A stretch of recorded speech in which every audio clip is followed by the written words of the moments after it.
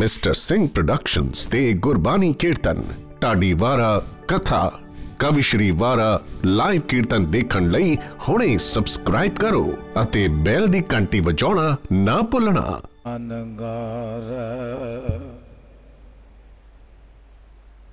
बच बचो नग नाग निराद सर्ब समय सबको व्रत पार पोखत है जल में थल में पल में कल के नहीं कर्म विचार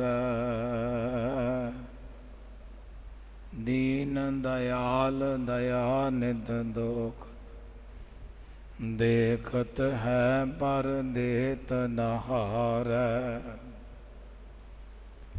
जिता जियो पिंड सब तेरा तू अंतर जामी पुरख भगवान दासन दास कहे जन नानक जिहा तू कराए है तेहा हाओ करी वखियान ना हाओ जति सती नहीं पढ़िया मूर्ख मुगदा जन्म पाया प्रणवत नानक तिनकी सरणा जिन तो नाही विसरिया। सतनाम वाहिगुरु साहिब जी। थिती गौड़ी महला पंजवा सलोक एक ओंकार सतगुर प्रसाद जल थल महियल पूरिया स्वामी सिरजनहार अनक भांत होए पसरिया नानक एकंकार जल थल महियल पूरिया स्वामी सिरजनहार अनक भांत होए पसरिया नानक एकंकार। वाहिगुरु जी का खालसा वाहिगुरु जी की फतेह। जुगो जुग अटल चबर छतर तख्त दे मालिक साहिबे कमाल धन धन सतगुरु साहिब श्री गुरु ग्रंथ साहिब जी महाराज जी दी पावन पवित्र हजूर दे अंदर जुड़ बैठे गुरमुख प्यारे गुरु सवारे सतसंगी जनो आप धनता दे जोग हो जो अमृत वेले तो लैकर के अनोखे अमर शहीद धन धन बाबा दीप सिंह जी उन्होंने दे पावन स्थान गुरुद्वारा टाला साहिब विखे जो अमृत वेले तो लैकर के सजे हुए दीवाना की हाजरी भर रहे हो। दास तो पहला आप जी ने आसा जी दी वार दे गुरबाणी दे कीर्तन नूं गुरमुखां दी रसना पासों सरवण कीता है। अस्थान दी चलदी हुई मर्यादा दे अनुसार जो धन साहिब श्री गुरु ग्रंथ साहिब महाराज जी की पावन बाणी की लड़ीवार कथा जो इस स्थान ते चल रही है समा होया है। पिछले दीवाना में आप जी ने जो धन गुरु अर्जन देव सच्चे पातशाह महाराज जी की उचारण की हुई बाणी सुखमनी साहिब जी की विचार आप जी ने पिछले दीवाना में सरवण की है। सुखां दी मणी ऐसी बाणी हजूर रच के गए ने धन गुरु अर्जन देव महाराज सच्चे पातशाह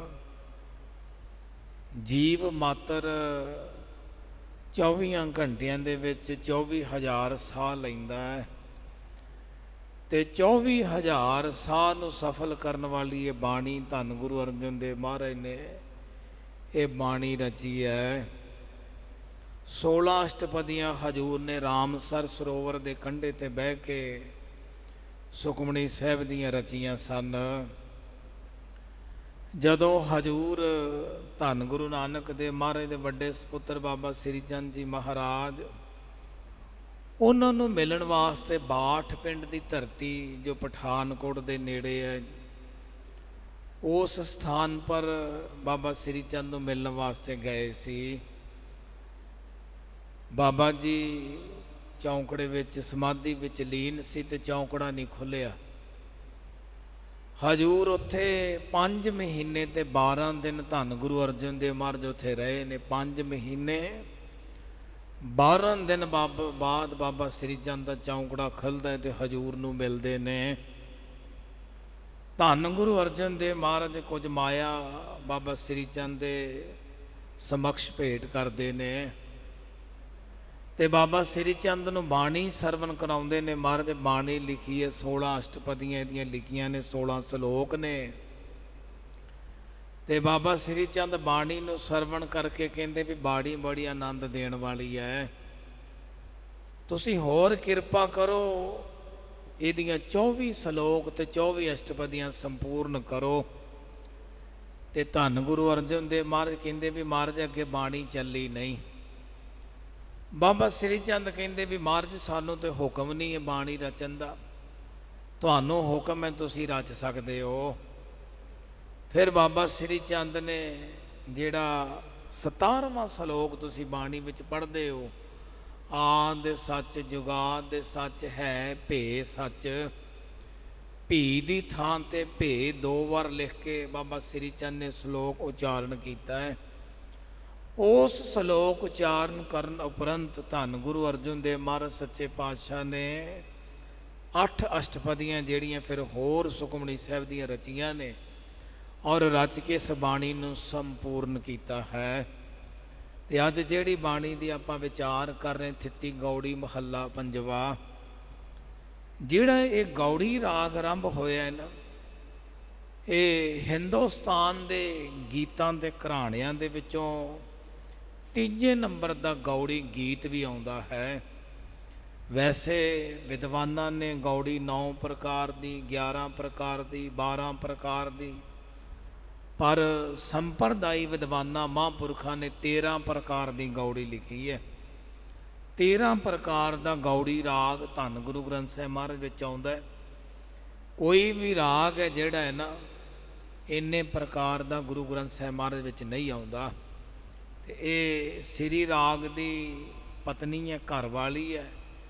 ਸ੍ਰੀ ਰਾਗ ਸਿਓ ਪੰਚੋ ਥਾਪੀ, ਇਹ 5ਵੇਂ ਥਾਂ ਤੇ ਸ੍ਰੀ ਰਾਗ ਦੀ ਜਿਹੜੀ ਪਤਨੀ ਹੈ ਗੌੜੀ ਰਾਗਣੀ ਹੈ। ਤੇ ਇਸੇ ਵਿੱਚੋਂ ਹੀ ਥਿੱਤੀ ਜਿਹੜੀ ਗੌੜੀ ਹੈ, ਥਿੱਤੀ ਹੁੰਦੀ ਹੈ ਥਿੱਤਾਂ ਤੋਂ ਭਾਵ ਜਿਹੜਾ ਲਿਆ ਜਾਂਦਾ ਹੈ। ਮੱਸਿਆਂ ਤੋਂ ਬਾਅਦ ਥਿੱਤ ਆਰੰਭ ਹੁੰਦੀ ਹੈ। 1 ਦੂਜ ਤੀਜ ਚੌਥ ਪੰਚਮੀ ਖਸ਼ਟਮ ਅਸ਼ਟਮ ਨੌਵੀਂ 10ਵੀਂ। ਇਸ ਤਰ੍ਹਾਂ ਇੱਕ ਵਿਦਵਾਨ ਪੰਡਤ ਸੀ ਤੇ ਉਹ ਸਿੱਖਾਂ ਨੂੰ ਮਿਲਿਆ ਤੇ ਸਿੱਖਾਂ ਨੂੰ ਉਹਨੇ ਥਿੱਤਾਂ ਤੇ ਵੇਦਾਂ ਆਦਿਕ ਦਾ ਗ੍ਰੰਥਾਂ ਦੇ ਵਿੱਚੋਂ ਥਿੱਤਾਂ ਅਨੁਸਾਰ ਦੇਵੀ ਦੇਵਤਿਆਂ ਦੀ ਪੂਜਾ ਦੀ ਗੱਲ ਦੱਸੀ। ਕਹਿੰਦਾ ਕਿ ਮੈਂ ਥਿੱਤਾਂ ਅਨੁਸਾਰ ਦੇਵੀ ਦੇਵਤਿਆਂ ਦੀ ਪੂਜਾ ਕਰਦਾ ਹਾਂ। ਬੜਾ ਵਿਦਵਾਨ ਬੜਾ ਮਾਹਿਰ ਸੀ ਥਿੱਤਾਂ ਦੇ ਵਿੱਚੋਂ। ਤੇ ਕਹਿੰਦਾ ਵੀ ਤੁਹਾਡੇ ਗੁਰੂ ਨੇ ਧੰਨ ਗੁਰੂ ਅਰਜਨ ਦੇਵ ਮਹਾਰਾਜ ਨੇ ਤੁਹਾਨੂੰ ਥਿੱਤਾਂ ਬਾਰੇ ਨਹੀਂ ਦੱਸਿਆ, ਤੁਹਾਡਾ ਕਿੰਨਾ ਕੁ ਗਿਆਨ ਹੈ ਥਿੱਤਾਂ ਬਾਰੇ, ਕੀ ਜਾਣਦੇ ਹੋ ਤੁਸੀਂ ਥਿੱਤਾਂ ਬਾਰੇ? ਤੇ ਸਿੱਖਾਂ ਨੂੰ ਜਦੋਂ ਦੇਖਿਆ ਕੋਈ ਜਵਾਬ ਨਾ ਦਿੱਤਾ ਤੇ ਸਿੱਖਾਂ ਨੂੰ ਕਹਿੰਦਾ ਵੀ ਗੁਰੂ ਅਰਜਨ ਦੇਵ ਮਹਾਰਾਜ ਜ਼ਰੂਰ ਪੁੱਛਿਓ ਜੇ। ਵਿਦਿਆ ਦਾ ਮਾਨ ਹੰਕਾਰ ਵੀ ਉਹ ਨਾਲ ਲਈ ਫਿਰਦਾ ਸੀ। ਇੱਕ ਦਿਨ ਧੰਨ ਗੁਰੂ ਅਰਜਨ ਦੇਵ ਮਹਾਰਾਜ ਸੱਚੇ ਪਾਤਸ਼ਾਹ ਮੰਜੀ ਸਾਹਿਬ ਦੀਵਾਨ ਹਾਲ ਵਿਖੇ ਦੀਵਾਨ ਸਜਾ ਕੇ ਹਜੂਰ ਬੈਠੇ ਹੋਏ ਸਨ। ਤੇ ਦੀਵਾਨ ਦੀ ਸਮਾਪਤੀ ਤੋਂ ਬਾਅਦ ਸਿੱਖਾਂ ਨੇ ਮਹਾਰਾਜ ਨੂੰ ਬੇਨਤੀ ਕੀਤੀ, ਮਹਾਰਾਜ ਵੀ ਥਿੱਤਾਂ ਅਨੁਸਾਰ ਕੀ ਪੂਜਣਾ ਚਾਹੀਦਾ ਹੈ। ਸਾਨੂੰ ਇੱਕ ਬ੍ਰਾਹਮਣ ਮਿਲਿਆ ਸੀ, ਉਹਨੇ ਦੱਸਿਆ ਵੀ ਥਿੱਤਾਂ ਦੇ ਅਨੁਸਾਰ ਦੇਵੀ ਦੇਵਤਿਆਂ ਦੀ ਪੂਜਾ ਕਰਨੀ ਚਾਹੀਦੀ, ਇਸ ਪ੍ਰਕਾਰ ਪੂਜਣਾ ਚਾਹੀਦਾ ਹੈ। ਤੇ ਮਹਾਰਾਜ ਬੜੀ ਵਿਦਿਆ ਦਾ ਮਾਣ ਲਈ ਫਿਰਦਾ ਸੀ, ਬੜੇ ਗ੍ਰੰਥ ਵੇਦ ਉਹਨੇ ਪੜ੍ਹੇ ਹੋਏ ਸਨ ਤੇ ਥਿੱਤਾਂ ਦਾ ਬੜਾ ਉਹ ਮਾਹਿਰ ਸੀ। ਫਿਰ ਧੰਨ ਗੁਰੂ ਅਰਜਨ ਦੇਵ ਮਹਾਰਾਜ ਨੇ ਸੱਚੇ ਪਾਤਸ਼ਾਹ ਨੇ ਸਿੱਖਾਂ ਦੀ ਬੇਨਤੀ ਨੂੰ ਮੰਨਦਿਆਂ ਹੋਇਆਂ ਫਿਰ ਮੰਜੀ ਸਾਹਿਬ ਦੀਵਾਨ ਹਾਲ ਵਿਖੇ ਹਜੂਰ ਨੇ ਉੱਥੇ ਬੈਠਿਆਂ ਬਾਣੀ ਉਚਾਰਨ ਕੀਤੀ ਸੀ, ਥਿੱਤੀ ਗੌੜੀ। ਔਰ ਇਹਦੇ ਵਿੱਚ 15 ਥਿੱਤਾਂ ਨੇ ਮੱਸਿਆਂ ਤੋਂ ਲੈ ਕੇ ਪੂਰਨਮਾਸੀ ਤੱਕ 15 ਦਿਨ, ਤੇ 16ਵੀਂ ਥਿੱਤ ਹਜੂਰ ਨੇ ਜਿਹੜੀ 16ਵੀਂ ਪੌੜੀ ਹੈ ਉਹ ਪੂਰਨਮਾਸੀ ਦੇ ਪਰਥਾਏ ਹਜੂਰ ਧੰਨ ਗੁਰੂ ਅਰਜਨ ਦੇਵ ਮਹਾਰਾਜ ਸੱਚੇ ਪਾਤਸ਼ਾਹ ਨੇ ਲਿਖੀ ਹੈ। 15 ਪੌੜੀਆਂ 15 ਥਿੱਤਾਂ ਦੀਆਂ ਨੇ, ਤੇ ਔਰ 16ਵੀਂ ਜਿਹੜੀ ਪੌੜੀ ਉਹ ਇਹਦੇ ਵਿੱਚ ਪੂਰਨਮਾਸੀ ਦੀ ਆਉਂਦੀ, ਕਿਉਂਕਿ 15 ਥਿੱਤਾਂ ਤੋਂ ਬਾਅਦ ਫਿਰ ਪੂਰਨਮਾਸੀ ਆਉਂਦੀ, ਪੁੰਨਿਓ ਪੂਰਨ ਚੰਦ ਆਕਾਸ਼ਾ। ਤੇ ਧੰਨ ਗੁਰੂ ਅਰਜਨ ਦੇਵ ਮਹਾਰਾਜ ਸੱਚੇ ਪਾਤਸ਼ਾਹ ਬਖਸ਼ਿਸ਼ ਕਰਦੇ ਨੇ ਸ਼ਲੋਕ ਔਰ ਪੌੜੀਆਂ ਦੇ ਵਿੱਚ ਜਿਹੜੀ ਬਾਣੀ ਹਜੂਰ ਨੇ ਰਚਨਾ ਕੀਤੀ ਹੈ। ਇੱਕ ਓਂਕਾਰ ਸਤਿਗੁਰ ਪ੍ਰਸਾਦ, ਇਹ ਹਜੂਰ ਨੇ ਬੀਜ ਮੰਤਰ ਜੋ ਹੈ ਸਾਡਾ ਇੱਕ ਓਂਕਾਰ ਸਤਿਗੁਰ ਪ੍ਰਸਾਦ ਉਹ ਬਖਸ਼ਿਸ਼ ਕੀਤੀ। ਇੱਕ ਕਈ ਇੱਕ ਅਦੁੱਤੀ ਅਕਾਲ ਪੁਰਖ ਵਾਹਿਗੁਰੂ ਪਰਮੇਸ਼ਰ ਓੰਕਾਰ ਉਚਾਰਨੇ ਮਾਤਰ, ਔਰ ਸਤ ਕਹੀਏ ਸਦਾ ਸਦੀਵ ਕਾਲ ਰਹਿਣ ਵਾਲਾ ਸਤ ਚੇਤਨ ਆਨੰਦ, ਔਰ ਗੁਰ ਕਹੀਏ ਪ੍ਰਸਾਦ ਕਿਰਪਾ ਰੂਪੀ ਪ੍ਰਸਾਦ ਚੇਤਨ ਆਨੰਦ। ਗੁਰੂ ਜਿਹੜਾ ਸਤਿਗੁਰੂ ਪ੍ਰਸਾਦ ਚੇਤਨ ਆਨੰਦ ਜਿਹੜਾ ਹੈ ਅਕਾਲ ਪੁਰਖ ਵਾਹਿਗੁਰੂ ਜੀ ਦੀ ਕਿਰਪਾ ਗੁਰੂ ਦੀ ਪ੍ਰਸਾਦ ਦੁਆਰਾ ਹੁੰਦੀ ਹੈ। ਤੇ ਹਜੂਰ ਬਖਸ਼ਿਸ਼ ਕਰਦੇ ਨੇ। ਆਓ ਜਿੰਨੀਆਂ ਵੀ ਸੰਗਤਾਂ ਪਤਨ ਕਰਕੇ ਹਾਜ਼ਰ ਹੋ, ਮਨੋਂ ਬਿਰਤੀਆਂ ਨੂੰ ਕਾਗਰਤਾ ਸਹਿਤ ਕਰਦਿਆਂ ਆਓ ਜਿਹੜੀ ਬਾਣੀ ਦੀ ਵਿਚਾਰ ਹਜੂਰ ਨੇ ਬਖਸ਼ਿਸ਼ ਕੀਤੀ ਹੈ ਸਰਵਣ ਕਰੀਏ ਜੀ। ਜਲ ਥਲ ਮਹੀਲ ਪੂਰਿਆ ਸੁਆਮੀ ਸਿਰਜਣਹਾਰ। ਧੰਨ ਗੁਰੂ ਅਰਜਨ ਦੇਵ ਮਹਾਰਾਜ ਕਹਿੰਦੇ ਵੀ ਜਿਹੜਾ ਅਕਾਲ ਪੁਰਖ ਵਾਹਿਗੁਰੂ ਪਰਿਪੂਰਨ ਪਰਮੇਸ਼ਰ ਜਲ ਕਹੀਏ ਪਾਣੀ ਦੇ ਵਿੱਚ, ਥਲ ਕਹੀਏ ਜਿਹੜਾ ਪਾਣੀ ਦਾ ਥਲੜੀ ਤੈਅ ਹੁੰਦੀ ਹੈ ਜਿਹਦੇ ਉੱਪਰ ਜਲ ਦਾ ਨਿਵਾਸ ਹੁੰਦਾ, ਇਹਨਾਂ ਨੂੰ ਥਲ ਕਹਿੰਦੇ ਨੇ। ਮਹਾਰਾਜ ਕਹਿੰਦੇ ਜਲ ਵਿੱਚ ਥਲ ਵਿੱਚ, ਉਹ ਜਲ ਦੇ ਵਿੱਚ ਵੀ ਪਰਿਪੂਰਨ ਹੋ ਰਿਹਾ ਤੇ ਥਲ ਦੇ ਵਿੱਚ ਵੀ ਪਰਿਪੂਰਨ ਹੋ ਰਿਹਾ। ਮਹੀ ਕਹੀਏ ਧਰਤੀ ਤੇ ਅਲ ਕਹੀਏ ਆਕਾਸ਼, ਧਰਤੀ ਦੇ ਵਿੱਚ ਵੀ ਪਰਿਪੂਰਨ ਹੋ ਰਿਹਾ ਤੇ ਅਲ ਕਹੀਏ ਆਕਾਸ਼ ਦੇ ਵਿੱਚ ਵੀ ਪਰਿਪੂਰਨ। ਸੁਆਮੀ ਜਿਹੜਾ ਹੈ ਸਿਰਜਣਹਾਰ, ਜਿਹੜਾ ਸਾਰੇ ਸੰਸਾਰ ਦਾ ਕ੍ਰੀਏਟਰ ਹੈ, ਕਰਤਾ ਹੈ, ਜੋ ਸਿਰਜਣ ਵਾਲਾ ਹੈ, ਸਾਰੀ ਦੁਨੀਆ ਨੂੰ ਬਣਾਉਣ ਵਾਲਾ ਹੈ। ਮਹਾਰਾਜ ਕਹਿੰਦੇ ਸਾਰੀ ਸ੍ਰਿਸ਼ਟੀ ਦਾ ਜੋ ਕਰਤਾ ਅਕਾਲ ਪੁਰਖ ਹੈ ਨਾ, ਉਹ ਜਲ ਵਿੱਚ ਵੀ ਹੈ ਥਲ ਵਿੱਚ ਵੀ। ਮਹੀ ਕਹੀਏ ਪ੍ਰਿਥਵੀ, ਅਲ ਕਹੀਏ ਆਕਾਸ਼, ਆਕਾਸ਼ ਵਿੱਚ ਪੂਰਿਆ ਜਿਹੜਾ ਹਾਜ਼ਰ ਨਾਜ਼ਰ ਹੈ ਹਰ ਜਗ੍ਹਾ ਹਰ ਥਾਂ ਤੇ। ਜੋ ਦਿਸੈ ਸੋ ਸਗਲ ਬਨਾਸੈ, ਜੋ ਬਾਦਰ ਕੀ ਛਾਈ। ਜਿਹੜਾ ਕੁਝ ਸਾਨੂੰ ਨਜ਼ਰੀ ਆਉਂਦਾ ਹੈ ਹਜੂਰ ਕਹਿੰਦੇ ਉਹ ਬਿਨਸਨਹਾਰ ਹੈ, ਤੇ ਬਿਨਸਨਹਾਰ ਵੀ ਉਸ ਪਰਮਾਤਮਾ ਦਾ ਪੈਦਾ ਕੀਤਾ ਹੋਇਆ ਹੈ। ਨਿਰਗੁਣ ਸਰੂਪ ਔਰ ਸਰਗੁਣ ਸਰੂਪ ਕਰਕੇ ਸਾਰੇ ਸੰਸਾਰ ਵਿੱਚ ਹੀ ਅਕਾਲ ਪੁਰਖ ਵਾਹਿਗੁਰੂ ਪਰਿਪੂਰਨ ਹੋ ਰਿਹਾ ਹੈ। ਹਰ ਜਗ੍ਹਾ ਪੂਰਨ ਸਮਰੱਥਾ ਵਾਲਾ ਹੈ ਔਰ ਹਰ ਜਗ੍ਹਾ ਹੀ ਉਹ ਪ੍ਰੈਜ਼ੈਂਟ ਹੈ। ਇੱਕ ਹੁੰਦਾ ਹੈ ਨਾ ਪ੍ਰੈਜ਼ੈਂਟ, ਪਾਸਟ, ਫਿਊਚਰ। ਇੱਕ ਪਾਸਟ ਜਿਹੜਾ ਬੀਤ ਗਿਆ ਹੈ, ਫਿਊਚਰ ਜਿਹੜਾ ਆਉਣ ਵਾਲਾ ਹੈ, ਉਹ ਤਿੰਨਾਂ ਕਾਲਾਂ ਵਿੱਚ ਹੀ ਵਰਤਣ ਵਾਲਾ ਪਰਿਪੂਰਨ ਪੂਰ ਰਿਹਾ ਹੈ। ਭਾਵ ਤਿੰਨ ਕਾਲਾਂ ਵਿੱਚ ਪਰਿਪੂਰਨ ਪਰਮੇਸ਼ਰ, ਪਾਸਟ ਵਿੱਚ ਪਿੱਛੇ ਜੋ ਭੂਤ ਕਾਲ ਚਲੇ ਗਿਆ, ਵਰਤਮਾਨ ਕਾਲ ਜੋ ਸਾਡਾ ਪ੍ਰੈਜ਼ੈਂਟ ਚੱਲ ਰਿਹਾ ਹੈ ਉਹਦੇ ਵਿੱਚ ਵੀ ਹੈ, ਔਰ ਜਿਹੜਾ ਫਿਊਚਰ ਭਵਿੱਖਤ ਕਾਲ ਜਿਹੜਾ ਜੀਵ ਦਾ ਆਉਣ ਵਾਲਾ ਕਾਲ ਵੀ ਉਹਦੇ ਵਿੱਚ ਵੀ ਉਹ ਪਰਿਪੂਰਨ ਹੋ ਰਿਹਾ ਹੈ। ਅਨਕ ਭਾਂਤ ਹੋਏ ਪਸਰਿਆ ਨਾਨਕ ਏਕੰਕਾਰ। ਮਾਰੇ ਕਹਿੰਦੇ ਜਿਹੜਾ ਏਕੰਕਾਰ ਅਦੁੱਤੀ ਸਵਰੂਪ ਅਕਾਲ ਪੁਰਖ ਹੈ ਨਾ, ਅਨੇਕ ਭਾਂਤ ਹੋਏ, ਕਈ ਰੂਪਾਂ ਕਰਕੇ, ਕਈ ਪ੍ਰਕਾਰ ਦੇ ਰੂਪਾਂ ਕਰਕੇ ਪਸਰਿਆ, ਪਸਰ ਰਿਹਾ ਸੰਸਾਰ ਦੇ ਵਿੱਚ ਹਾਜ਼ਰ ਹੈ। ਮਹਾਰਾਜ ਕਲਗੀਧਰ ਗੁਰੂ ਗੋਬਿੰਦ ਸਿੰਘ ਮਹਾਰਾਜ ਦੀ ਆਪਾਂ ਬਾਣੀ ਪੜ੍ਹਦੇ, ਏਕ ਹੈ ਅਨੇਕ ਹੈ ਫਿਰ ਏਕ ਹੈ। ਉਹ ਇੱਕ ਪਰਿਪੂਰਨ ਪਰਮਾਤਮਾ ਹੈ ਤੇ 84 ਲੱਖ ਜੀਵਾਂ ਦੇ ਅੰਦਰ ਵੀ ਰਹਿੰਦਾ ਹੈ। ਉਹ ਸਭੇ ਘਟ ਰਾਮ ਬੋਲੇ, ਰਾਮ ਬਿਨਾ ਕੋ ਬੋਲੇ ਰੇ। ਉਹ ਸਾਰਿਆਂ ਦੇ ਅੰਦਰ ਬੋਲਦਾ ਹੈ, ਸਾਰਿਆਂ ਦੇ ਅੰਦਰ ਪਰਿਪੂਰਨ ਹੋ ਰਿਹਾ ਹੈ। ਭਾਵੇਂ ਉਹ ਗੰਦਗੀ ਦੇ ਕੀੜੇ ਵੀ ਨੇ, ਉਹਨਾਂ ਦੇ ਵਿੱਚ ਵੀ ਪਰਮੇਸ਼ਰ ਹੈ।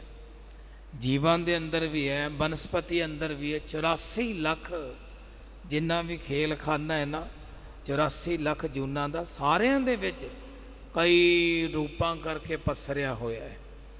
ਹੁਣ ਕਿੰਨੇ ਜੀਵ ਨੇ, ਕਿੰਨੀਆਂ ਕੈਟਾਗਰੀਆਂ ਨੇ। 42 ਲੱਖ ਜੀਵ ਤੇ ਜਿਹੜੇ ਪਾਣੀ ਦੇ ਅੰਦਰ, ਜਲ ਦੇ ਅੰਦਰ ਰਹਿਣ ਵਾਲੇ ਨੇ। ਜਿਹੜੇ 42 ਲੱਖ ਸ੍ਰਿਸ਼ਟੀ ਤੇ ਰਹਿਣ ਵਾਲੇ ਨੇ, ਉਹਨਾਂ ਵਿੱਚ ਤਕਰੀਬਨ ਕਿੰਨੀ ਵੱਡੀ ਮਾਤਰਾ ਬਨਸਪਤੀ ਦੀ ਹੈ। ਕਿੰਨੇ ਪ੍ਰਕਾਰ ਦੇ ਦਰਖਤ ਨੇ, ਕਿੰਨੇ ਪ੍ਰਕਾਰ ਦੇ ਫਲ ਫੁੱਲ ਬੂਟੇ ਨੇ, ਜਿਨ੍ਹਾਂ ਵਿੱਚ ਪਰਿਪੂਰਨ ਪਰਮੇਸ਼ਰ ਉਹਨਾਂ ਵਿੱਚ ਵੀ ਪਸਰਿਆ ਹੋਇਆ। ਸਾਰਿਆਂ ਦੇ ਅੰਦਰ ਪਸਰਿਆ ਹੋਇਆ। ਹਜੂਰ ਕਹਿੰਦੇ ਨੇ ਅਨੇਕ ਭਾਂਤ, ਕਈ ਤਰੀਕਿਆਂ ਨਾਲ, ਭਾਂਤ ਪ੍ਰਕਾਰਾਂ ਦੇ ਨਾਲ, ਕਈ ਰੂਪਾਂ ਦੇ ਨਾਲ ਇੱਕ ਓਂਕਾਰ, ਇੱਕ ਅਕਾਲ ਪੁਰਖ, ਨਿਰਾਕਾਰ ਮਾਇਆਵੀ ਸਰੂਪ ਤੋਂ ਰਹਿਤ ਜਿਹੜਾ ਪਰਿਪੂਰਨ ਪਰਮੇਸ਼ਰ ਹੈ ਨਾ, ਉਹ ਸਾਰਿਆਂ ਦੇ ਅੰਦਰ ਪਸਰਿਆ ਹੋਇਆ ਹੈ। ਪੌੜੀ ਏਕਮ ਏਕ ਓਂਕਾਰ ਪ੍ਰਭ ਕਰੋ ਬੰਦਨਾ ਧਿਆਏ। ਇਹ ਪਹਿਲਾਂ ਹਜੂਰ ਨੇ ਸ਼ਲੋਕ ਸਵੈ ਲੋਕ ਦੀ ਪ੍ਰਾਪਤੀ ਕਰਨ ਵਾਲਾ ਸ਼ਲੋਕ ਬਖਸ਼ਿਸ਼ ਕੀਤਾ ਸੀ। ਹੁਣ ਹਜੂਰ ਪੌੜੀ ਦੇ ਅੰਦਰ ਬਖਸ਼ਿਸ਼ ਕਰਦੇ ਨੇ, ਏਕਮ ਥਿਤ ਦੀ ਆਰੰਭਤਾ ਕਰਦੇ ਨੇ। ਏਕਮ ਮਹਾਰਾਜ ਏਕਮ ਥਿਤ ਦੁਆਰਾ ਬਖਸ਼ਿਸ਼ ਕਰਦੇ ਨੇ। ਏਕ ਓਂਕਾਰ, ਏਕਮ ਏਕ ਓਂਕਾਰ ਪ੍ਰਭ, ਜਿਹੜਾ ਇੱਕੋ ਓਂਕਾਰ, ਆਕਾਰ ਤੋਂ ਰਹਿਤ ਪਰਿਪੂਰਨ ਪਰਮੇਸ਼ਰ ਹੈ। ਹੁਣ ਉਹ ਆਕਾਰ ਤੋਂ ਰਹਿਤ ਵੀ ਹੈ ਤੇ ਆਕਾਰ ਵੀ ਸਾਰੇ ਉਹਦੇ ਬਣਾਏ ਹੋਏ ਨੇ। ਇਹ ਬੜੀ ਹੈਰਾਨੀ ਦੀ ਗੱਲ ਹੈ ਵੀ ਪਰਮੇਸ਼ਰ ਨੇ ਸਾਰੇ ਸੰਸਾਰ ਦੇ ਆਕਾਰ ਪੈਦਾ ਕੀਤੇ ਹੋਏ ਨੇ। ਸਾਰੇ ਆਕਾਰਾਂ ਵਿੱਚ ਵੀ ਉਹ ਰਹਿ ਰਿਹਾ ਹੈ, ਫਿਰ ਵੀ ਉਹ ਆਕਾਰ ਤੋਂ ਰਹਿਤ ਤੇ ਨਿਰੰਕਾਰ ਹੈ। ਫਿਰ ਵੀ ਉਹਦਾ ਕੋਈ ਆਕਾਰ ਨਹੀਂ ਹੈ ਤੇ ਆਕਾਰ ਵੀ ਸਾਰੇ ਉਹਦੇ ਬਣਾਏ ਹੋਏ ਨੇ। ਮਹਾਰਾਜ ਕਹਿੰਦੇ ਇਸੇ ਕਰਕੇ ਸਿੱਖੋ ਇੱਕ ਓਂਕਾਰ ਪ੍ਰਭ ਕਰੋ। ਜਿਹੜਾ ਏਕਮ ਏਕ ਓਂਕਾਰ ਪਰਮੇਸ਼ਰ ਹੈ ਨਾ, ਪ੍ਰਭੂ ਹੈ ਨਾ, ਕਰੋ ਬੰਦਨਾ ਧਿਆਏ। ਉਹਨੂੰ ਬੰਦਨਾ ਨਮਸਕਾਰ ਹੀ ਕਰਨੀ ਚਾਹੀਦੀ। ਨਮੋ ਨਮੋ ਨੇਤ ਨੇਤ, ਨੇਤ ਨੇਤ ਨੇਤ ਹੈ। ਜਿਹਦੇ ਅੱਗੇ ਕਿਸੇ ਦਾ ਚਾਰਾ ਨਹੀਂ ਚੱਲਦਾ। ਜਿਸ ਠਾਕੁਰ ਸਿਓ ਨਾਹੀ ਚਾਰਾ ਤਾਕੋ ਕੀਜੈ ਸਦ ਨਮਸਕਾਰਾ। ਉਹਨੂੰ ਤਾਂ ਸਦਾ ਨਮਸਕਾਰ ਹੀ ਕਰਨੀ ਚਾਹੀਦੀ ਤੇ ਹਮੇਸ਼ਾ ਬੰਦਨਾ ਹੀ ਕਰਨੀ ਚਾਹੀਦੀ ਹੈ। ਬੰਦਨਾ ਹਰ ਬੰਦਨਾ ਗੁਣ ਗਾਵੋ ਗੋਪਾਲ ਰਾਏ। ਵੱਡੇ ਭਾਗ ਭੇਟੇ ਗੁਰਦੇਵਾ, ਕੋਟ ਪਰਾਧ ਮਿਟੇ ਹਰ ਸੇਵਾ। ਉਹਨੂੰ ਤੇ ਸਦਾ ਬੰਦਨਾ ਹੀ ਨਮਸਕਾਰ ਹੀ ਕਰਨੀ ਚਾਹੀਦੀ ਹੈ। ਗੁਣ ਗੋਬਿੰਦ ਗੋਪਾਲ ਪ੍ਰਭ ਸਰਨ ਪਰੋ ਹਰ ਰਾਏ। ਮਹਾਰਾਜ ਧੰਨ ਗੁਰੂ ਅਰਜਨ ਦੇਵ ਸੱਚੇ ਪਾਤਸ਼ਾਹ ਬਖਸ਼ਿਸ਼ ਕਰਦੇ ਨੇ ਵੀ ਉਸ ਅਕਾਲ ਪੁਰਖ ਵਾਹਿਗੁਰੂ ਦੇ ਗੁਣਾਂ ਨੂੰ ਗਾ ਕੇ, ਉਹਦੀ ਸ਼ਰਨ ਵਿੱਚ ਜਾ ਕੇ ਉਹਦੇ ਗੁਣਾਂ ਨੂੰ ਗਾਈਏ। ਗੁਣ ਗੋਬਿੰਦ, ਗੋ ਕਹੀਏ ਸ੍ਰਿਸ਼ਟੀ ਤੇ ਬਿੰਦ ਕਹੀਏ ਰੱਖਿਆ ਕਰਨ ਵਾਲਾ। ਗੋ ਚਾਰ ਨੇ ਮਾਤਰ ਜਿਹੜਾ ਪਰਿਪੂਰਨ ਪਰਮੇਸ਼ਰ ਵਾਹਿਗੁਰੂ ਹੈ। ਗੋ ਕਹੀਏ ਵੇਦਾਂ ਕਰਕੇ, ਬਿੰਦ ਕਰੀਏ ਰੱਖਿਆ ਕਰਨ ਵਾਲਾ। ਤੇ ਗੋਪਾਲ ਕਹੀਏ ਗੋ ਸ੍ਰਿਸ਼ਟੀ ਪਾਲ ਪਾਲਣਾ ਕਰਨ ਵਾਲਾ। ਸਾਰੀ ਸ੍ਰਿਸ਼ਟੀ ਨੂੰ ਪੈਦਾ ਕਰਕੇ ਉਹਨੂੰ ਪਾਲਣਾ ਕਰਨ ਵਾਲਾ। ਸਾਰੀ ਸ੍ਰਿਸ਼ਟੀ ਦੀ ਗੋ ਬਿੰਦ ਰੱਖਿਆ ਕਰਨ ਵਾਲਾ ਜਿਹੜਾ ਪਰਮੇਸ਼ਰ ਹੈ ਨਾ, ਮਹਾਰਾਜ ਕਹਿੰਦੇ ਉਹਦੀ ਸ਼ਰਨ ਵਿੱਚ ਪਰੋ। ਸਰਨ ਪਰੋ ਹਰ ਰਾਏ। ਰਾਏ ਕਹੀਏ ਉਹ ਅਕਾਲ ਪੁਰਖ ਵਾਹਿਗੁਰੂ ਰਾਜਾ, ਜਿਹੜਾ ਸਾਰੀ ਸ੍ਰਿਸ਼ਟੀ ਦਾ ਰਾਜਾ ਹੈ। ਸਗਲ ਸ੍ਰਿਸ਼ਟ ਕੋ, ਸਾਰੀ ਸ੍ਰਿਸ਼ਟੀ ਨੂੰ ਪੈਦਾ ਕਰਨ ਵਾਲਾ। ਤੇ ਸਾਰੀ ਸ੍ਰਿਸ਼ਟੀ ਦਾ ਰਾਜ ਉਹਦੇ ਹੱਥ ਵਿੱਚ ਹੈ। ਸਾਰੀ ਸ੍ਰਿਸ਼ਟੀ ਦਾ ਰਾਜ ਵੀ ਮਹਾਰਾਜ ਕਹਿੰਦੇ ਉਹਦੇ ਕੋਲ ਹੈ। ਸਰਨ ਪਰੋ ਹਰ ਰਾਏ। ਉਸ ਰਾਏ ਰਾਜਾ ਜਿਹੜਾ ਹਰੀ ਪਰਿਪੂਰਨ ਪਰਮਾਤਮਾ ਹੈ, ਜੀਵਾਂ ਦੇ ਦੁੱਖਾਂ ਨੂੰ ਹਰਨ ਵਾਲਾ, ਹਰ ਕਹੀਏ ਹਰਨ ਵਾਲਾ, ਹਰਿਆ ਭਰਿਆ ਕਰਨ ਵਾਲਾ ਜਿਹੜਾ ਪਰਮੇਸ਼ਰ ਹੈ ਨਾ, ਮਹਾਰਾਜ ਕਹਿੰਦੀ ਉਹਦੀ ਸ਼ਰਨ ਵਿੱਚ ਪੈ ਕੇ ਉਹਦੇ ਗੁਣਾਂ ਨੂੰ ਗਾਉਣਾ ਕਰੀਏ ਜੀ। ਤਾਂ ਕੀ ਆਸ ਕਲਿਆਣ ਸੁਖ ਜਾਤੇ ਸਭ ਕਛ ਹੋਏ। ਮਹਾਰਾਜ ਕਹਿੰਦੇ ਉਹਦੀ ਆਸ ਵੀ ਉਹਦੀ ਕਰਨੀ ਚਾਹੀਦੀ ਹੈ ਜਿਹਦੇ ਕੋਲੋਂ ਸੁੱਖਾਂ ਦੀ ਪ੍ਰਾਪਤੀ ਹੁੰਦੀ ਹੋਵੇ, ਜਿਹਦੇ ਕੋਲੋਂ ਸੁੱਖ ਮਿਲਦਾ ਹੋਵੇ। ਆਸ, ਤਾਂ ਕੀ ਆਸ ਕਲਿਆਣ ਸੁਖ। ਕਲਿਆਣ ਕਹੀਏ ਮੁਕਤੀ ਦਾ ਸੁਖ। ਉਹ ਪਰਿਪੂਰਨ ਪਰਮੇਸ਼ਰ ਜਿਹੜਾ ਹੈ ਨਾ, ਜੀਵਾਂ ਦੀ ਕਲਿਆਣਤਾ ਦਾ ਸੁਖ ਜੀਵਾਂ ਨੂੰ ਦੇਣ ਵਾਲਾ ਹੈ। ਜਾਂ ਤਾਂ ਸਭ ਕੁਝ ਹੋਇਆ, ਜਿਹਦਾ ਸਾਰਾ ਕੁਝ ਜਿਸ ਤੋਂ ਪੈਦਾ ਹੋਇਆ, ਜਿਸ ਪਰਿਪੂਰਨ ਪਰਮੇਸ਼ਰ ਨੇ ਸਾਰਾ ਕੁਝ ਪੈਦਾ ਕੀਤਾ ਹੋਇਆ। ਜਿਵੇਂ ਇੱਕ ਬੀਜ ਹੁੰਦਾ ਹੈ, ਬੀਜ ਨੂੰ ਅੰਕੁਰਿਤ ਕਰਨ ਵਾਸਤੇ ਉਹਨੂੰ ਆਪਾਂ ਧਰਤੀ ਵਿੱਚ ਬੀਜਦੇ ਹਾਂ। ਜਦੋਂ ਬੀਜ ਨੂੰ ਬੀਜਿਆ ਜਾਂਦਾ ਹੈ, ਬੀਜ ਅੰਕੁਰ ਹੋ ਜਾਂਦਾ ਹੈ, ਫੁੱਟ ਜਾਂਦਾ ਹੈ। ਬੀਜ ਅੰਕੁਰ ਹੋਣ ਤੋਂ ਬਾਅਦ ਉਹਦੇ ਪੱਤੇ ਨਿਕਲਦੇ ਨੇ, ਪੱਤਿਆਂ ਤੋਂ ਬਾਅਦ ਉਹਦੀਆਂ ਟਾਹਣੀਆਂ ਨਿਕਲਦੀਆਂ ਨੇ, ਤਣਾ ਬਣਦਾ ਹੈ, ਫਿਰ ਉਹਨੂੰ ਫੁੱਲ ਲੱਗਦੇ ਨੇ ਤੇ ਫਿਰ ਫਲ ਲੱਗਦੇ ਨੇ। ਫਿਰ ਫਲ ਫੁੱਲ ਲੱਗਣ ਤੋਂ ਬਾਅਦ ਫਿਰ ਬੀਜ ਬਣਦਾ ਹੈ, ਫਿਰ ਉਹ ਸੰਪੂਰਨ ਬੀਜ ਬਣ ਜਾਂਦਾ ਹੈ। ਬੀਜ ਤੋਂ ਚੱਲਿਆ ਸੀ ਤੇ ਫਿਰ ਬੀਜ ਬਣ ਗਿਆ। ਮਹਾਰਾਜ ਕਹਿੰਦੇ ਇਸੇ ਤਰ੍ਹਾਂ ਬ੍ਰਹਮ ਬੇਤੇ ਬੰਦਗੀ ਕਰਨ ਵਾਲੇ, ਪਰਮਾਤਮਾ ਦਾ ਨਾਮ ਜਪਣ ਵਾਲੇ ਜਿਹੜੇ ਜੀਵ ਨੇ ਸੰਸਾਰ ਵਿੱਚ, ਉਹ ਕੀ ਕਰਦੇ ਨੇ? ਉਹ ਸ਼ਰਧਾ ਰੂਪੀ ਬੀਜ ਆਪਣੇ ਹਿਰਦੇ ਦੇ ਅੰਦਰ ਬੀਜ ਲੈਂਦੇ ਨੇ। ਸ਼ਰਧਾ ਰੂਪੀ ਬੀਜ, ਸਭ ਤੋਂ ਵੱਡੀ ਗੱਲ ਤਾਂ ਸ਼ਰਧਾ ਦੀ ਹੁੰਦੀ ਹੈ ਨਾ। ਜਦੋਂ ਉਹਨਾਂ ਦੇ ਅੰਦਰ ਫਿਰ ਸ਼ਰਧਾ ਰੂਪੀ ਬੀਜ ਬੀਜਿਆ ਜਾਂਦਾ ਹੈ, ਫਿਰ ਉਹਦੇ ਵਿੱਚੋਂ 7 ਸੰਤੋਖ ਦੇ ਪੱਤੇ ਨਿਕਲਦੇ ਨੇ। ਫਿਰ ਉਹਦੇ ਵਿੱਚੋਂ ਪੱਤੇ ਨਿਕਲ ਤੋਂ ਬਾਅਦ ਫਿਰ ਉਹਨਾਂ ਨੂੰ ਦਇਆ ਧਰਮ ਦਾ ਜਿਹੜਾ ਹੈ ਫੁੱਲ ਲੱਗਦਾ ਹੈ।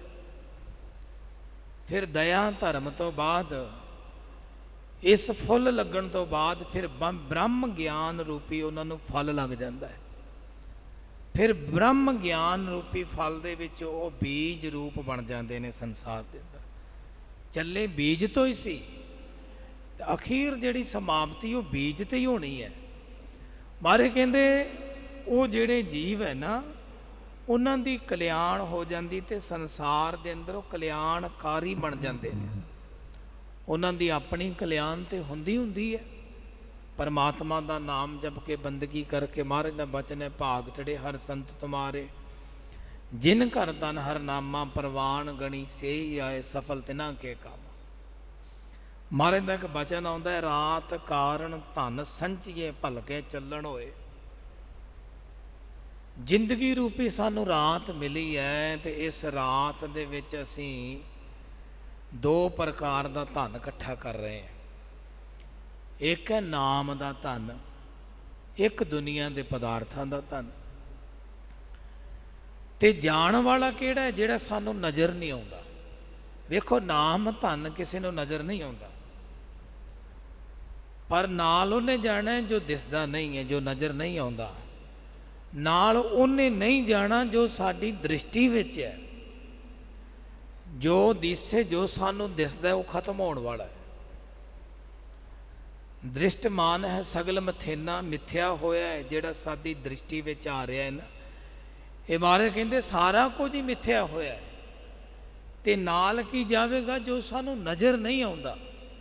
ਤੇ ਨਜ਼ਰ ਕੀ ਨਹੀਂ ਆਉਂਦਾ? ਪਰਮਾਤਮਾ ਦਾ ਨਾਮ ਧਨ। ਨਜ਼ਰ ਆਉਂਦਾ ਹੈ ਸੰਸਾਰ ਦਾ ਧਨ, ਇਕੱਠਾ ਜੀਵ ਕਰ ਰਿਹਾ ਹੈ ਸੰਸਾਰ ਦਾ ਧਨ, ਪਦਾਰਥਾਂ ਦਾ ਧਨ, ਮਾਇਆ ਰੂਪੀ ਧਨ ਇਕੱਠਾ ਹੋ ਰਿਹਾ ਹੈ। ਪਰ ਜੋ ਨਾਲ ਜਾਣ ਵਾਲਾ ਉਹ ਨਹੀਂ ਅਸੀਂ ਇਕੱਠਾ ਕਰ ਰਹੇ। ਜੋ ਨਾਲ ਜਾਣਾ ਹੈ ਨਾ ਸਾਡੇ, ਉਹ ਨਹੀਂ ਅਸੀਂ ਇਕੱਠਾ ਕਰ ਰਹੇ। ਉਹ ਹੈ ਨਾਮ ਦਾ ਧਨ। ਤੇ ਮਹਾਰਾਜ ਕਹਿੰਦੇ ਰਾਤ ਕਾਰਨ ਧਨ ਸੰਚੀਏ। ਇਹ ਜ਼ਿੰਦਗੀ ਰੂਪੀ ਰਾਤ ਜੀਵ ਧਨ ਸੰਚ ਰਿਹਾ, ਭਲਕੇ ਚੱਲਣ ਹੋਏ। ਕੱਲ ਨੂੰ ਇਹ ਸੰਸਾਰ ਵਿੱਚੋਂ ਜਾਣਾ ਪੈਣਾ ਹੈ, ਤੇ ਜਾਣ ਤੋਂ ਪਹਿਲਾਂ ਜੇ ਨਾਮ ਦਾ ਧਨ ਇਕੱਠਾ ਹੋਇਆ ਤੇ ਮਹਾਰਾਜ ਕਹਿੰਦੇ ਤਾਂ ਇਹ ਜੀਵਨ ਸਫਲ ਹੋਵੇਗਾ, ਨਹੀਂ ਤੇ ਇਹ ਜੀਵਨ ਜਿਹੜਾ ਹੈ ਨਾ ਉਹ ਅਸਫਲ ਹੋ ਜਾਣਾ ਹੈ। ਤਾਂ ਹੀ ਸੰਸਾਰ ਦੇ ਲੋਕ ਕਹਿਣਗੇ ਸਫਲ ਸਫਲ ਸਫਲ ਭਈ ਯਾਤਰਾ, ਆਵਣ ਜਾਣ ਰਹੇ ਮਿਲ ਸਾਧਾਂ। ਤਾਂ ਹੀ ਉਹਨਾਂ ਦਾ ਆਉਣਾ ਜਾਣਾ ਮਹਾਰਾਜ ਕਹਿੰਦੇ ਸਫਲ ਹੋ ਸਕੇਗਾ। ਮਹਾਰਾਜ ਕਹਿੰਦੇ ਜਾਣ ਤੇ ਸਭ ਕੁਝ ਹੋਏ, ਸਾਰਾ ਕੁਝ ਜਿਹੜਾ ਪਰਮਾਤਮਾ ਤੋਂ ਪੈਦਾ ਹੁੰਦਾ ਹੈ। ਇੱਕ ਬਾਣੀਆ ਸੀ, ਦੁਕਾਨ ਸੀ ਉਹਦੀ ਬੜੀ ਵੱਡੀ ਇੱਕ ਪਿੰਡ ਦੇ ਵਿੱਚ। ਉਹਦਾ ਨਾ ਮੁੰਡਾ ਵੀ ਜਵਾਨ ਸੀ, ਤੇ ਉਹਨੇ ਮੁੰਡੇ ਨੂੰ ਦੁਕਾਨ ਤੇ ਬਿਠਾ ਦੇਣਾ ਤੇ ਆਪ ਕਥਾ ਸੁਣ ਚਲੇ ਜਾਣਾ। ਰੋਜ਼ ਹੀ ਮੰਦਰ ਵਿੱਚ ਬ੍ਰਾਹਮਣ ਪੰਡਤ ਜੀ ਕਥਾ ਕਰਿਆ ਕਰਦੇ ਸਨ। ਤੇ ਉਹਨੇ ਆਪਣੇ ਬੇਟੇ ਨੂੰ ਸਮਝਾਇਆ ਹੋਇਆ ਸੀ, ਪੁੱਤਰ ਜੇ ਕੋਈ ਵੱਡਾ ਗਾਹਕ ਆ ਜਾਏ ਨਾ ਫਿਰ ਮੈਨੂੰ ਬੁਲਾ ਲਿਆਈ, ਮੈਂ ਆ ਜਾਊਂਗਾ। ਇੱਕ ਦਿਨ ਦੁਕਾਨ ਤੇ ਕੋਈ ਗਾਹਕ ਆ ਗਿਆ ਵੱਡਾ, ਕੋਈ ਸੌਦਾ ਸਮਾਨ ਲੈਣ ਵਾਸਤੇ ਆ ਗਿਆ। ਉਹਨੇ ਆ ਕੇ ਪੁੱਛਿਆ ਵੀ ਕਾਕਾ ਤੇਰੇ ਪਿਤਾ ਜੀ ਕਿੱਥੇ ਨੇ? ਕਹਿੰਦਾ ਜੋ ਕਥਾ ਸੁਣਨ ਗਏ ਨੇ। ਤੁਸੀਂ ਇੱਥੇ ਬੈਠੋ ਤੇ ਮੈਂ ਉਹਨਾਂ ਨੂੰ ਲੈ ਕੇ ਆਉਣਾ। ਉਹ ਆਪਣੇ ਪਿਤਾ ਨੂੰ ਲੈਣ ਵਾਸਤੇ ਚਲੇ ਗਿਆ। ਜਦੋਂ ਉਹਨੇ ਮੰਦਰ ਵਿੱਚ ਪ੍ਰਵੇਸ਼ ਕੀਤਾ ਨਾ, ਤੇ ਪੰਡਤ ਜੀ ਕਥਾ ਕਰ ਰਹੇ ਸਨ ਵੀ ਗਊ ਗਰੀਬ ਦੀ ਰੱਖਿਆ ਕਰਨੀ ਚਾਹੀਦੀ ਹੈ, ਮਜਲੂਮਾਂ ਤੇ ਪਾਪ ਨਹੀਂ ਕਰਨਾ ਚਾਹੀਦਾ, ਲੋੜਵੰਦ ਦੀ ਮਦਦ ਕਰਨੀ ਚਾਹੀਦੀ ਹੈ ਆਦਿ। ਇਹ ਧਰਮ ਦੀਆਂ ਨਿਸ਼ਾਨੀਆਂ ਨੇ, ਪੰਡਤ ਜੀ ਬੋਲ ਰਹੇ ਸਨ ਵੀ ਇਹ ਧਰਮ ਦੀਆਂ ਨਿਸ਼ਾਨੀਆਂ ਨੇ। ਬੰਦਾ ਸੱਚ ਬੋਲੇ, ਗਰੀਬ ਦੀ ਲੋੜਵੰਦ ਦੀ ਲੋੜ ਪੂਰੀ ਕਰੇ, ਗਊ ਗਰੀਬ ਦੀ ਰੱਖਿਆ ਕਰੇ ਤੇ ਉਹਨੂੰ ਗਊ ਗਰੀਬ ਨੂੰ ਭੋਜਨ ਆਦਿਕ ਛਕਾਵੇ। ਉਹ ਬਾਣੀਏ ਦੇ ਮੁੰਡੇ ਨੇ ਨਾ ਗੱਲ ਸੁਣ ਲਈ ਤਾਂ ਉਹਦੇ ਅੰਦਰ ਪ੍ਰਵੇਸ਼ ਕਰ ਗਈ ਗੱਲ। ਉਹ ਜਦੋਂ ਬਾਣੀਆ ਆਪਣੀ ਦੁਕਾਨ ਤੇ ਆਇਆ ਨਾ, ਤੇ ਮੁੰਡਾ ਵੇਖਿਆ ਬਾਹਰ ਅਨਾਜ ਪਿਆ ਸੀ, ਛੋਲੇ ਕਣਕ ਜੌਂ ਆਦਿਕ ਬੋਰੀਆਂ 'ਚ ਪਏ ਸੀ, ਤੇ ਇੱਕ ਗਾਂ ਨਾ ਛੋਲੇ ਕਣਕ ਖਾਣ ਲੱਗ ਪਈ ਆ ਕੇ।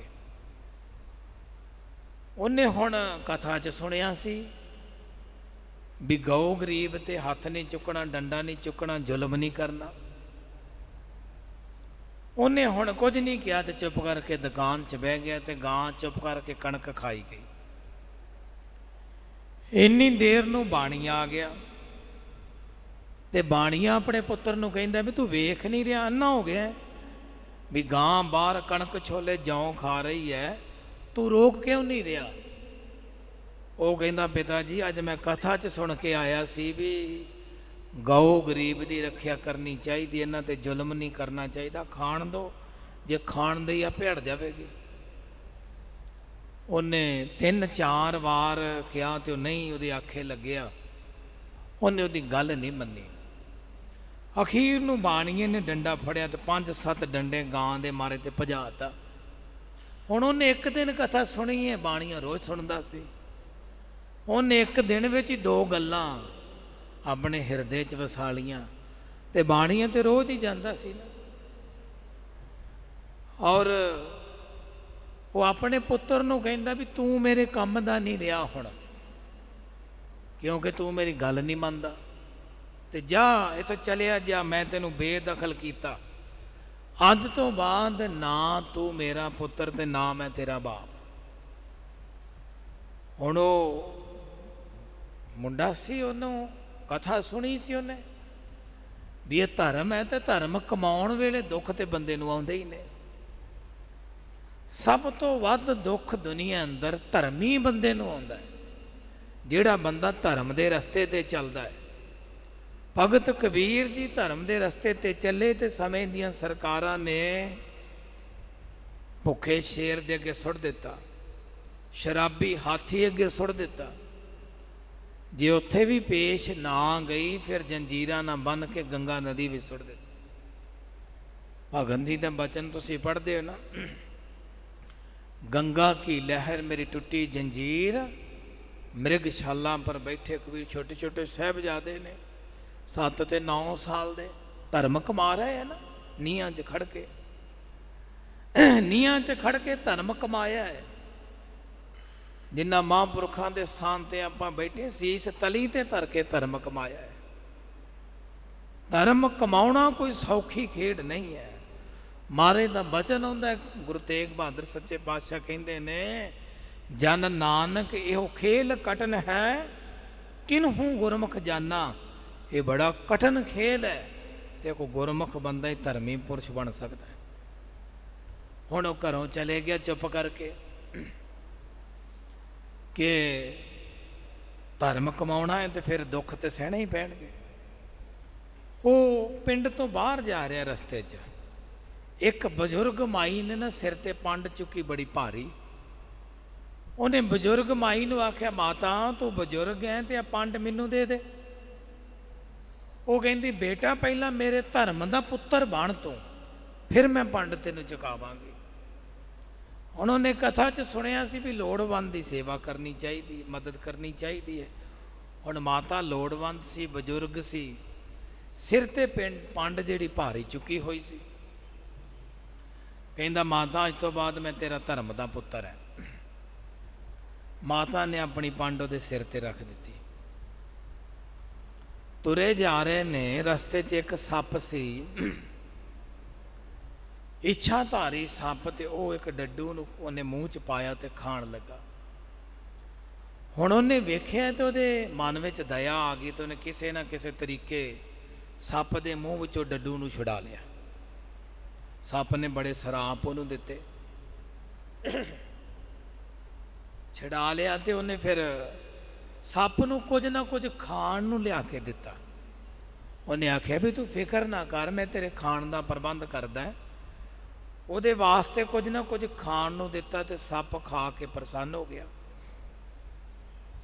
ਉਹ ਹੁਣ ਤੁਰੇ ਜਾ ਰਹੇ ਨੇ, ਬਜ਼ੁਰਗ ਮਾਤਾ ਉਹਦੇ ਨਾਲ ਜਾ ਰਹੀ ਹੈ, ਸਿਰ ਤੇ ਪੰਡ ਚੁੱਕ ਲਈ ਉਹਨੇ। ਅੱਗੇ ਇੱਕ ਆਦਮੀ ਘੋੜੇ ਨੂੰ ਲੈ ਕੇ ਜਾ ਰਿਹਾ। ਉਹ ਮਾਤਾ ਕਹਿੰਦੀ ਬੇਟਾ ਆ ਰੁਪਈਏ ਲੈ ਜਾ, ਤੇ ਉਹ ਬੰਦੇ ਕੋਲੋਂ ਘੋੜਾ ਖਰੀਦ ਲਿਆ। ਆਪਾਂ ਤੁਰ ਕੇ ਕਿੰਨੀ ਕੁ ਦੂਰ ਜਾਵਾਂਗੇ, ਆਪਾਂ ਨਾ ਇਸ ਘੋੜੇ ਤੇ ਸਵਾਰ ਹੋ ਕੇ ਜਾਂਦੇ ਹਾਂ। ਉਹਨੇ ਮਾਤਾ ਕੋਲ ਰੁਪਈਏ ਲੈ ਕੇ ਉਹ ਆਦਮੀ ਕੋ ਘੋੜਾ ਖਰੀਦ ਲਿਆ। ਹੁਣ ਦੋਵੇਂ ਮਾਂ ਪੁੱਤ ਘੋੜੇ ਤੇ ਸਵਾਰ ਹੋ ਕੇ ਜਾ ਰਹੇ ਨੇ। ਰਸਤੇ ਵਿੱਚ ਇੱਕ ਬੱਚਾ ਤੁਰਿਆ ਜਾ ਰਿਹਾ ਸੀ, 12-13 ਸਾਲ ਦਾ, 14 ਸਾਲ ਦਾ। ਉਹਨੂੰ ਮਾਤਾ ਕਹਿੰਦੀ ਵੀ ਇਹ ਤੇਰਾ ਭਰਾ, ਇਹਨੂੰ ਧਰਮ ਦਾ ਭਰਾ ਬਣਾ ਲੈ। ਹੁਣ ਉਹਨੇ ਧਰਮ ਦਾ ਭਰਾ ਬਣਾ ਕੇ ਉਹਨੂੰ ਵੀ ਘੋੜੇ ਤੇ ਬਿਠਾ ਲਿਆ। ਚੱਲਦੇ ਜਾ ਰਹੇ ਨੇ, ਇੱਕ ਰਾਜ ਦੇ ਅੰਦਰ ਜਾ ਕੇ ਉਹਨਾਂ ਨੇ ਪ੍ਰਵੇਸ਼ ਕੀਤਾ।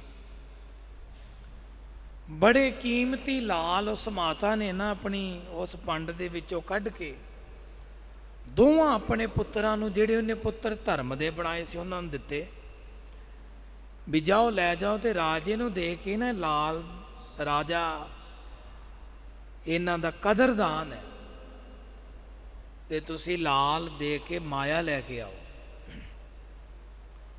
ਹੁਣ ਉਹ ਲਾਲ ਦੇ ਕੇ ਰਾਜੇ ਨੂੰ ਤੇ ਮਾਇਆ ਲੈ ਆਏ।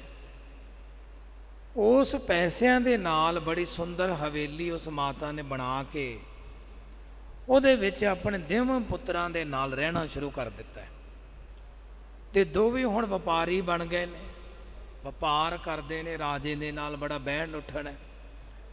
ਬੜੇ ਚੰਗੇ ਸੁਭਾਅ ਦੇ ਨੇ, ਧਰਮੀ ਨੇ, ਅੰਮ੍ਰਿਤ ਵੇਲੇ ਉੱਠਦੇ ਨੇ, ਇਸ਼ਨਾਨ ਕਰਦੇ ਨੇ, ਨਾਮ ਜਪਦੇ ਨੇ। ਰਾਜੇ ਦੇ ਕੋਲ ਨਾ ਇੱਕ ਬੜੀ ਸੁੰਦਰ ਮੁੰਦਰੀ ਸੀ, ਤੇ ਉਹਦੇ ਅੰਦਰ ਬੜੀਆਂ ਸਾਰੀਆਂ ਸ਼ਕਤੀਆਂ ਸਨ। ਰਾਜਾ ਉਹ ਮੁੰਦਰੀ ਦੀ ਸ਼ਕਤੀਆਂ ਦੇ ਨਾਲ ਪਰੀਆਂ ਬੁਲਾ ਕੇ ਵੱਖ-ਵੱਖ ਥਾਵਾਂ ਦੀ ਸੈਰ ਕਰਿਆ ਕਰਦਾ ਸੀ। ਉਹਨੇ ਰੋਜ਼ ਸ਼ਾਮ ਨੂੰ ਜਾਣਾ ਤੇ ਸੈਰ ਕਰਨ ਚਲੇ ਜਾਣਾ। ਪਰੀਆਂ ਨੇ ਉਹਨਾਂ ਨੂੰ ਪਾਲਕੀ 'ਚ ਬਿਠਾ ਕੇ ਲੈ ਜਾਣਾ। ਇਸ ਤਰ੍ਹਾਂ ਹੀ ਉਹ ਉਹਨਾਂ ਦੋਵਾਂ ਲੜਕੀਆਂ ਨੂੰ ਵੀ ਲੈ ਕੇ ਜਾਣ ਲੱਗ ਪਿਆ, ਕਿਉਂਕਿ ਧਰਮੀ ਸਨ, ਧਰਮ ਦਾ ਕੰਮ ਕਰਦੇ ਸਨ। ਇੱਕ ਦਿਨ ਉਹ ਦੋਵਾਂ ਨੂੰ ਲੈ ਕੇ ਨਾ ਰਾਜਾ ਆਪਣੇ ਤਲਾਬ ਵਿੱਚ ਨਹਾਉਣ ਚਲੇ ਗਿਆ। ਤਲਾਬ ਵਿੱਚ ਨਹਾਉਂਦਿਆਂ ਨਹਾਉਂਦਿਆਂ ਰਾਜੇ ਦੀ ਮੁੰਦਰੀ ਉਹ ਤਲਾਬ ਵਿੱਚ ਡਿੱਗ ਪਈ। ਤੇ ਰਾਜੇ ਨੇ ਆਖਿਆ ਵੀ ਜਿਹੜਾ ਮੁੰਦਰੀ ਕੱਢ ਕੇ ਲਿਆਵੇਗਾ ਨਾ, ਮੈਂ ਉਹਨੂੰ ਆਪਣੀ ਲੜਕੀ ਦਾ ਰਿਸ਼ਤਾ ਕਰਾਂਗਾ। ਉਹਨਾਂ ਦੋਵਾਂ ਲੜਕੀਆਂ ਨੂੰ ਆਖਿਆ। ਛੋਟਾ ਲੜਕਾ ਕਹਿੰਦਾ ਕਿ ਮੈਂ ਜਾਣਾ ਹੈ, ਮੈਂ ਮੁੰਦਰੀ ਕੱਢ ਕੇ ਲਿਆਵਾਂਗਾ, ਤੁਸੀਂ ਆਪਣੀ ਲੜਕੀ ਦਾ ਰਿਸ਼ਤਾ ਮੇਰੇ ਵੱਡੇ ਭਰਾ ਦੇ ਨਾਲ ਕਰ ਦਿਆ। ਉਹ ਕਹਿੰਦੇ ਵੀ ਠੀਕ ਹੈ। ਉਹ ਤਲਾਬ ਦੇ ਅੰਦਰ ਵੜਿਆ, ਉਹਨੇ ਚੁੱਭੀ ਮਾਰੀ, ਤੇ ਕੁਝ ਸਮੇਂ ਬਾਅਦ ਬਾਹਰ ਨਿਕਲਿਆ ਤੇ ਮੁੰਦਰੀ ਰਾਜੇ ਨੂੰ ਦੇ ਦਿੱਤੀ। ਰਾਜਾ ਬਹੁਤ ਪ੍ਰਸੰਨ ਹੋਇਆ। ਰਾਜਾ ਪ੍ਰਸੰਨ ਹੋ ਗਿਆ ਤੇ ਰਾਜੇ ਨੇ ਫਿਰ ਆਪਣੀ ਲੜਕੀ ਦਾ ਵਿਆਹ ਉਹਦੇ ਨਾਲ ਨਿਜਿਤ ਕਰ ਦਿੱਤਾ। ਉਸ ਬਾਣੀਏ ਦੇ ਲੜਕੇ ਦੇ ਨਾਲ ਰਾਜੇ ਨੇ ਆਪਣੀ ਲੜਕੀ ਦਾ ਵਿਆਹ ਕੁਝ ਸਮੇਂ ਬਾਅਦ ਕਰਕੇ ਉਹਨੂੰ ਆਪਣੇ ਘਰ ਵਿੱਚ ਰੱਖ ਲਿਆ, ਕਿਉਂਕਿ ਰਾਜੇ ਦਾ ਪੁੱਤਰ ਕੋਈ ਨਹੀਂ ਸੀ, ਕੇਵਲ ਇੱਕ ਲੜਕੀ ਸੀ। ਆਪਣੇ ਹੀ ਘਰੇ ਰੱਖ ਕੇ ਆਪਣਾ ਹੀ ਸਾਰਾ ਰਾਜ ਭਾਗ ਉਹਨੂੰ ਸੌਂਪ ਦਿੱਤਾ।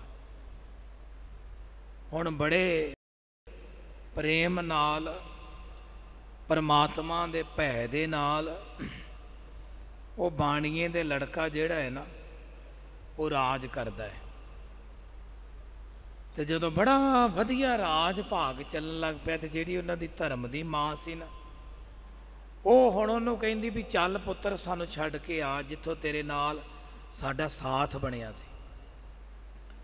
ਘੋੜਾ ਵੀ ਲੈ ਲਿਆ, ਜਿਹੜਾ ਧਰਮ ਦਾ ਭਰਾ ਬਣਿਆ ਸੀ ਉਹ ਵੀ ਨਾਲ ਚੱਲ ਪਿਆ। ਪਹਿਲਾਂ ਉੱਥੇ ਗਏ ਜਿੱਥੇ ਉਹ ਲੜਕਾ ਮਿਲਿਆ ਸੀ। ਉਹ ਲੜਕਾ ਕਹਿੰਦਾ ਬਾਣੀਏ ਦੇ ਪੁੱਤਰ ਨੂੰ, ਕਹਿੰਦਾ ਰਾਜਨ ਤੁਸੀਂ ਮੇਰੀ ਸੱਪ ਕੋਲੋਂ ਜਾਨ ਬਚਾਈ ਸੀ, ਮੇਰੇ ਤੇ ਦਇਆ ਕਰਕੇ। ਮੈਂ ਉਹੀ ਡੱਡੂ ਆ, ਤੁਸੀਂ ਧਰਮ ਨਿਭਾਇਆ, ਮੈਂ ਤੁਹਾਡਾ ਭਰਾ ਬਣ ਕੇ ਤੁਹਾਡਾ ਰਿਸ਼ਤਾ ਰਾਜੇ ਦੀ ਲੜਕੀ ਨਾਲ ਕਰਾ ਕੇ ਤੁਹਾਨੂੰ ਰਾਜ ਭਾਗ ਦਵਾ ਕੇ ਆਪਣਾ ਧਰਮ ਨਿਭਾ ਦਿੱਤਾ। ਉਸ ਤੋਂ ਅੱਗੇ ਚਲੇ ਗਏ ਜਿੱਥੋਂ ਘੋੜਾ ਲਿਆ ਸੀ। ਉਹ ਘੋੜਾ ਹੁਣ ਸੱਪ ਸੀ ਤੇ ਸੱਪ ਰੂਪ ਬਣ ਗਿਆ। ਉਹ ਕਹਿਣ ਲੱਗਾ ਰਾਜਨ ਮੈਂ ਇੱਛਾਧਾਰੀ ਸੱਪ ਸੀ, ਮੈਂ ਪਾਪ ਕਰਨ ਲੱਗਾ ਸੀ, ਤੁਸੀਂ ਮੈਨੂੰ ਪਾਪ ਤੋਂ ਬਚਾ ਕੇ ਮੇਰੀ ਭੁੱਖ ਮਿਟਾਈ, ਮੈਨੂੰ ਭੋਜਨ ਦਿੱਤਾ, ਇਸ ਕਰਕੇ ਤੁਸੀਂ ਮੇਰੇ ਨਾਲ ਧਰਮ ਕੀਤਾ ਤੇ ਮੈਂ ਤੁਹਾਡੇ ਨਾਲ ਧਰਮ ਕੀਤਾ। ਮੈਂ ਤੁਹਾਡੀ ਸਵਾਰੀ ਬਣਿਆ ਤੇ ਤੁਹਾਨੂੰ ਰਾਜੇ ਦੇ ਮਹਿਲਾਂ ਤੱਕ ਲੈ ਕੇ ਗਿਆ। ਹੁਣ ਉਸ ਤੋਂ ਅੱਗੇ ਚਲੇ ਗਏ ਜਿੱਥੋਂ ਮਾਤਾ ਨੇ ਪੰਡ ਚੁਕਾਈ ਸੀ। ਜਦੋਂ ਉੱਥੇ ਗਏ ਨਾ ਤੇ ਮਾਤਾ ਨੇ ਗਾਂ ਦਾ ਰੂਪ ਲੈ ਲਿਆ। ਕਹਿੰਦੀ ਬੇਟਾ ਮੈਂ ਤੇਰੇ ਪਿਤਾ ਦੀ ਦੁਕਾਨ ਤੋਂ ਕਣਕ ਖਾਧੀ, ਛੋਲੇ ਖਾਧੇ, ਜੌਂ ਖਾਧੇ, ਤੂੰ ਮੈਨੂੰ ਹਟਾਇਆ ਨਹੀਂ, ਰੋਕਿਆ ਨਹੀਂ, ਮਨਾ ਨਹੀਂ ਕੀਤਾ। ਤੂੰ ਮੇਰੇ ਬਦਲੇ ਆਪਣੇ ਬਾਪ ਦੀਆਂ ਗਾਲਾਂ ਜਰੀਆਂ, ਮੇਰੇ ਕਰਕੇ ਤੇਰੇ ਪਿਓ ਨੇ ਤੈਨੂੰ ਘਰੋਂ ਕੱਢ ਦਿੱਤਾ। ਤੂੰ ਮੇਰੇ ਬਦਲੇ ਇੰਨਾ ਵੱਡਾ ਧਰਮ ਨਿਭਾਇਆ ਹੈ ਤੇ ਮੈਂ ਤੇਰੇ ਬਦਲੇ ਇਹ ਧਰਮ ਨਿਭਾਇਆ ਹੈ। ਤੇਰੀ ਧਰਮ ਦੀ ਮਾਂ ਬਣ ਕੇ ਤੈਨੂੰ ਰਾਜ ਗੱਦੀ ਦਵਾਈ ਹੈ। ਬੜਾ ਹੈਰਾਨ ਹੋ ਗਿਆ ਬਾਣੀਏ ਦਾ ਪੁੱਤਰ। ਦੋ ਹੀ ਬੋਲ ਧਰਮ ਦੇ ਹਿਰਦੇ 'ਚ ਵਸੇ, ਦੋ ਬੋਲ, ਕੇਵਲ ਦੋ ਬੋਲ। ਉਹਨਾਂ ਕੇਵਲ ਦੋ ਬੋਲਾਂ ਨੂੰ ਹਿਰਦੇ 'ਚ ਵਸਾ ਕੇ ਦੁਨੀਆ ਦੀਆਂ ਸਾਰੀਆਂ ਖੁਸ਼ੀਆਂ ਉਹਦੀ ਝੋਲੀ ਵਿੱਚ ਪੈ ਗਈਆਂ। ਦੁਨੀਆ ਦੇ ਸਾਰੇ ਸੁੱਖ ਕਿੱਥੇ ਤੇ ਬਾਣੀਏ ਦਾ ਪੁੱਤਰ ਸੀ, ਸੌਦੇ ਪੱਤੇ ਵੇਚਿਆ ਕਰਦਾ ਸੀ, ਕਿੱਥੇ ਕਿਸੇ ਦੇਸ਼ ਦਾ ਰਾਜਾ ਬਣ ਗਿਆ। ਲੋਕ ਪੂਜਣ ਲੱਗ ਪਏ, ਨਿਆਂ ਕਰਨ ਲੱਗ ਪਿਆ, ਧਰਮੀ ਬਣ ਗਿਆ, ਧਰਮ ਕਮਾ ਲਿਆ ਤੇ ਧਰਮ ਕਮਾਉਣ ਕਰਕੇ ਕਿੱਥੇ ਪਹੁੰਚ ਗਿਆ। ਤਾਂ ਧੰਨ ਗੁਰੂ ਅਰਜਨ ਦੇਵ ਮਹਾਰਾਜ ਸੱਚੇ ਪਾਤਸ਼ਾਹ ਕਹਿੰਦੇ ਨੇ ਤਾਂ ਕਿ ਆਸ ਕਲਿਆਣ ਸੁਖ। ਉਹ ਜੋ ਸੁਖ ਕਲਿਆਣਤਾ ਦਾ ਸੁਖ ਦੇਣ ਵਾਲਾ ਪਰਮੇਸ਼ਰ ਹੈ ਨਾ, ਉਹਦੀ ਆਸ ਕਰਨੀ ਚਾਹੀਦੀ। ਆਸਾਵੰਤੀ ਆਸ ਗੁਸਾਈ ਪੂਰੀਏ, ਮਿਲ ਗੋਪਾਲ ਗੋਬਿੰਦਨ ਕਬਹੂ ਝੂਰੀਏ। ਉਹਦੀ ਆਸ ਕਰਨੀ ਚਾਹੀਦੀ ਹੈ। ਰੇ ਮਨ ਤਾਂ ਕਿ ਆਸ ਕਰ, ਉਹਦੀ ਆਸ ਕਰ ਜੋ ਸਾਰਿਆਂ ਦੀ ਆਸਾਂ ਨੂੰ ਪੂਰਾ ਕਰਨ ਵਾਲਾ ਹੈ, ਸਭ ਨੂੰ ਸੁੱਖ ਦੇਣ ਵਾਲਾ ਹੈ ਤੇ ਜਿਹਦੇ ਤੋਂ ਸਾਰਾ ਕੁਝ ਪੈਦਾ ਹੁੰਦਾ ਹੈ। ਧਰਮ ਵੀ ਉਸ ਪਰਮਾਤਮਾ ਤੋਂ ਪੈਦਾ ਹੁੰਦਾ ਹੈ। ਪਰਮਾਤਮਾ ਹੀ ਜੀਵ ਨੂੰ ਧਰਮੀ ਬਣਾਉਂਦਾ ਤੇ ਧਰਮ ਵਾਲੇ ਪਸਤੇ ਹੀ ਲਾਉਂਦਾ ਹੈ। ਇਸ ਕਰਕੇ ਮਹਾਰਾਜ ਕਹਿੰਦੇ ਜਾਂ ਤੇ ਸਭ ਕੁਝ ਹੋਏ, ਜਿਸ ਅਕਾਲ ਪੁਰਖ ਪਰਮੇਸ਼ਰ ਤੋਂ ਸਾਰਾ ਕੁਝ ਹੀ ਹੁੰਦਾ ਹੈ। ਚਾਰ ਕੁੰਟ ਦਹ ਦਿਸ ਭਮਿਓ ਤਿਸ ਬਿਨ ਆਵਰ ਨ ਕੋਏ। ਚਾਰ ਕੁੰਡਾਂ ਦੇ ਵਿੱਚ ਜਿਹੜੀਆਂ ਚਾਰ ਕੁੰਡਾਂ ਨੇ ਤੇ 10 ਜਿਹੜੀਆਂ ਉਪ ਦਿਸ਼ਾਵਾਂ ਨੇ। ਮਹਾਰਾਜ ਕਹਿੰਦੇ ਚਾਰ ਕੁੰਟ ਦਹ ਦਿਸ ਜਿਹੜੀਆਂ 10 ਉਪ ਦਿਸ਼ਾਵਾਂ ਨੇ, ਉਹਨਾਂ ਵਿੱਚ ਭਰਮਿਓ, ਭਰਮਦਾ ਰਹਿੰਦਾ ਜੀਵ, ਭਰਮਦਾ ਰਹਿੰਦਾ। ਤਿਸ ਬਿਨ ਅਵਰ ਨਾ ਕੋਏ, ਪਰ ਜੀਵ ਤੂੰ ਸਦਾ ਹੀ ਆਪਣੇ ਹਿਰਦੇ ਵਿੱਚ ਗੱਲ ਵਸਾ ਕੇ ਰੱਖ ਲੈ ਵੀ ਉਸ ਪਰਿਪੂਰਨ ਪਰਮਾਤਮਾ ਤੋਂ ਬਿਨਾ ਕੋਈ ਵੀ ਨਹੀਂ ਹੈ। ਵੇਦ ਪ੍ਰਾਣ ਸਿਮਰਤ ਸੁਣੇ ਬਹੁ ਵਿਦ ਕਰੋ ਵਿਚਾਰ। ਮਾਰੇ ਕਹਿੰਦੇ ਵੇਦਾਂ ਕਹੀਏ, ਜਿਹੜੇ 4 ਵੇਦ ਨੇ, ਪੁਰਾਣ ਕਹੀਏ 18 ਪੁਰਾਣ ਨੇ ਔਰ 27 ਸਿਮਰਤੀਆਂ ਨੇ, ਉਹਨਾਂ ਨੂੰ ਮਾਰੇ ਕਹਿੰਦੇ ਸੁਣਨੇ ਕਰਕੇ ਤੇ ਬਹੁ ਵਿਦ ਕਈ ਤਰੀਕਿਆਂ ਦੇ ਨਾਲ ਉਹਨਾਂ ਦੀ ਵਿਚਾਰਨ ਕਰਨ ਉਪਰੰਤ ਇਹ ਪਤਾ ਲੱਗਦਾ ਹੈ। ਜਿਹੜੇ ਮਾਰੇ ਕਹਿੰਦੇ ਨਾ कि बेद प्राण कहो मत झूठे, झूठा जो ना विचारे। जे हुण कोई बंदा स्टेज ते बह के आखे भी दुनिया के सारे ही ग्रंथ झूठे ने, ਉਹਦੇ 'ਚ पखंड है, ਉਹਦੇ 'ਚ पखंड है, ये तो फिर गलत गल हुई ना। पढ़िया कोई है नहीं, कोई विचारिया नहीं, कोई पढ़िया नहीं, किसी की विचार नहीं की, पढ़िया नहीं, पढ़न तो बिना विचारन तो बिना ही अपना फैसला सुना दिता। महाराज कहते ने इन्हां सारियां दी वेदां पुराणां सिमरतियां नूं सुन के पढ़ के कई तरीकिਆਂ ਦੇ ਨਾਲ विचार करन तो बाद इस गल का पता लगता है। पतत उदाहरण पै हरन सुख साकर निरंकार। ते महाराज की पता लगता है? कहते भगत वत्सल पतित उदाहरण, पतितां नूं उदाहरण वाला, भै हरन भै नूं हरन वाला, मौत रूपी आदक भै जिहड़े कई प्रकार के भै ने, उन्हां सारियां भैयां नूं खत्म करन वाला सुख सागर निरंकार जिहड़ा माया के आकार तो रहता है, जिहदा आकार कोई नहीं है फिर भी उहदे आकार बड़े ने। जदों महाराज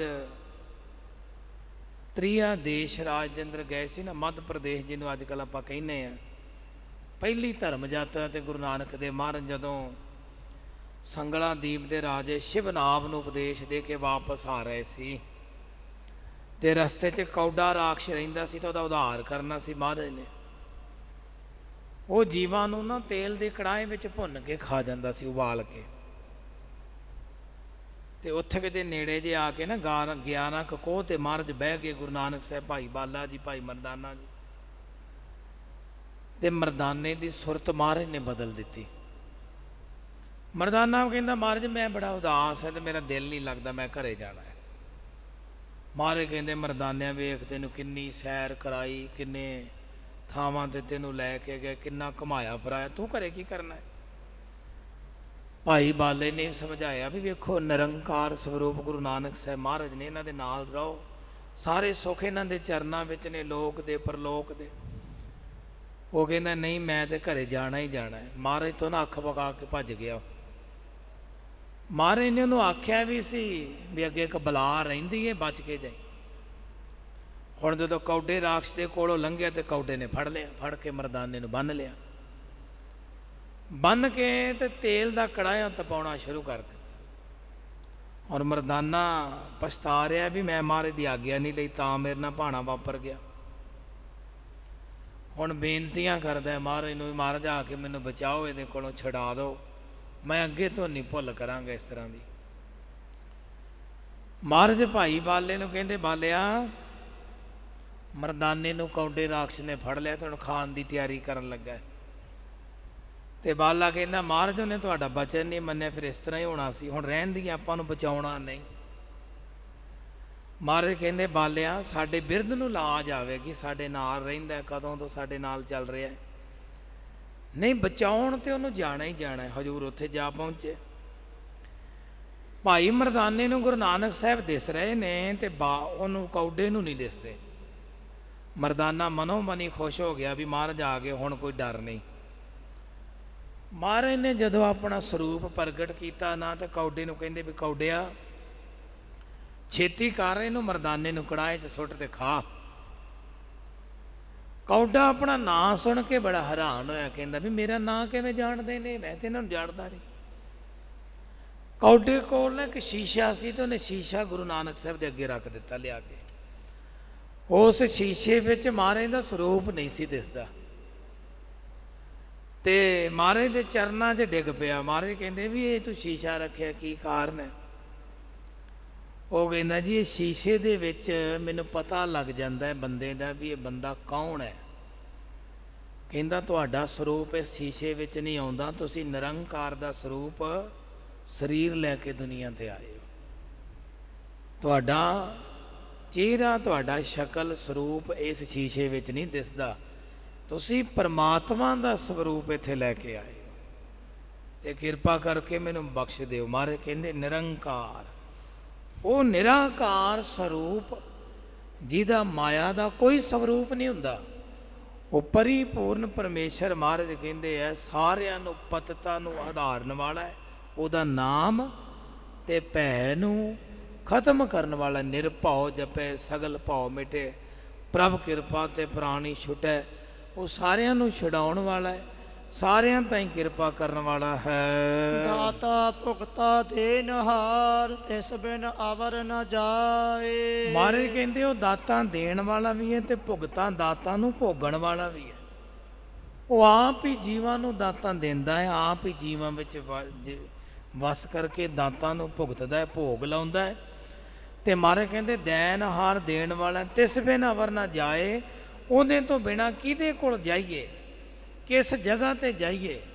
ਉਸ ਪਰਮਾਤਮਾ ਤੋਂ ਬਿਨਾਂ ਕੋਈ ਜਗ੍ਹਾ ਨਹੀਂ ਜਿੱਥੇ ਜਾਇਆ ਜਾਵੇ। ਉਹੋ ਹੀ ਦਾਤਾ ਦੇਣ ਵਾਲਾ, ਦੱਦਾ ਦਾਤਾ ਏਕ ਹੈ ਸਭ ਕੋ ਦੇਵਨਹਾਰ, ਦਿੰਦੇ ਟੋਟ ਨਾ ਆਵਈ ਅਗੰਤ ਭਰੇ ਭੰਡਾਰ।